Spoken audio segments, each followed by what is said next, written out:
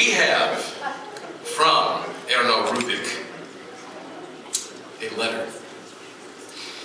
What we asked him for was the solution. But he sent the letter. So good luck with these. No, this really is a great honor because he's a great man, and you know, he was how old? 27, did you say? 29.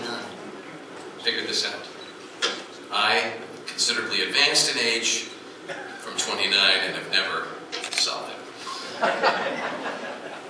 All right, come on. Who didn't take the stickers off? Come on. That doesn't count. Here is the letter. Most of it is in English. Dear Paprika, Kedves Baratyam. Close? Okay. It is with great pleasure to greet you from Budapest. The organizers' unwavering enthusiasm and the strong support of the local Hungarian-American community has established Paprika as a truly unique event in Cleveland. It is especially delightful that this year, Paprika has chosen to celebrate Hungarian creativity and innovation.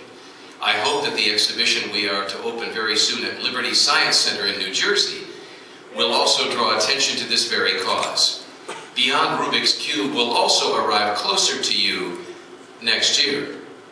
You know, at Kirsten's place. Right? Yes.